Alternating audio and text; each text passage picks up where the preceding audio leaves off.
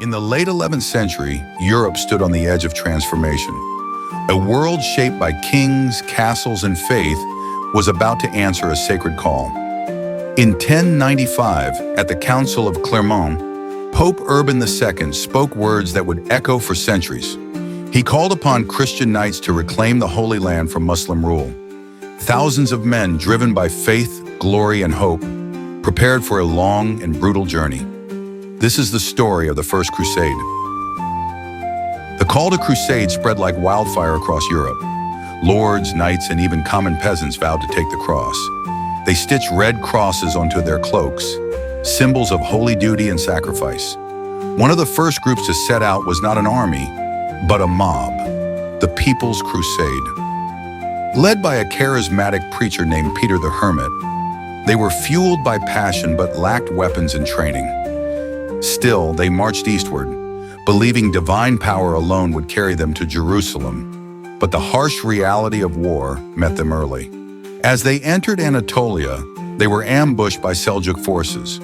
The People's Crusade ended not in triumph, but in massacre.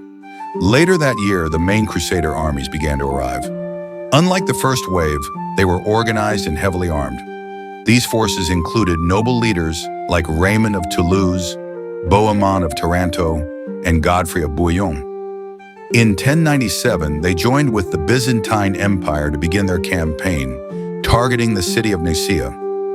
Nicaea was a strategic fortress held by the Seljuk Turks and heavily defended. The Crusaders laid siege in early summer, surrounding the city with tents, towers, and siege engines. Behind the scenes, the Byzantines opened secret negotiations with the defenders. Eventually, the city surrendered, not to the Crusaders, but to the Byzantines. When the gates opened, the Crusaders were barred from looting the city they had helped conquer.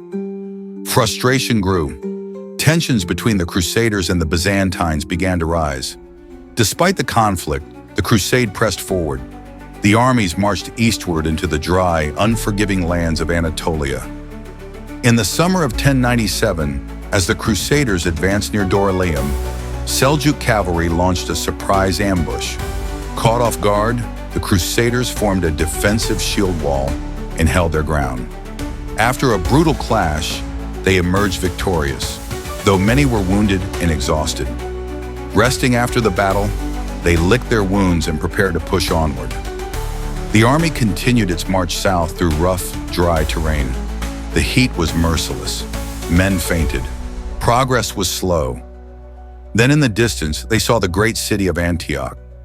The Crusaders encircled the city and began preparations for a long siege. Tents and siege engines appeared across the fields. Days turned into months. The siege dragged on. Starvation and disease tore through the camp. Finally, through a secret betrayal, a city gate was opened under cover of night. Crusaders stormed Antioch, but their triumph was short-lived. A massive Muslim army soon approached from the east. Crusaders rushed to the walls to prepare for another siege, this time as defenders. Inside the battered city, morale was low. But then came hope. A relic was discovered, the Holy Lance, believed to be the spear that pierced Christ. Inspired by faith, the Crusaders launched a desperate counterattack. Against the odds, they broke the siege and forced the enemy to retreat. Exhausted, they stood in silence on the battlefield. Victors of Antioch. After the grueling siege of Antioch, the Crusaders rested only briefly. Their ultimate goal still lay ahead: Jerusalem. Weakened but determined, the army pressed south through harsh terrain. Supplies were scarce, and the summer sun was merciless. Some fell behind. Others died of thirst. But the march continued. In June of 1099, the Crusaders finally reached the outskirts of Jerusalem. They gazed upon the holy city for the first time, exhausted but filled with awe. The city was held by the Fatimid Caliphate and well defended. The Crusaders set up camp and began another siege. With limited wood and tools, they built makeshift siege towers and ladders. On July 14th, they launched their final assault. Fighting raged at the walls. Arrows flew. Boiling oil rained down. Then on July 15th, a group of knights breached the defenses. Crusaders poured into Jerusalem. The city fell.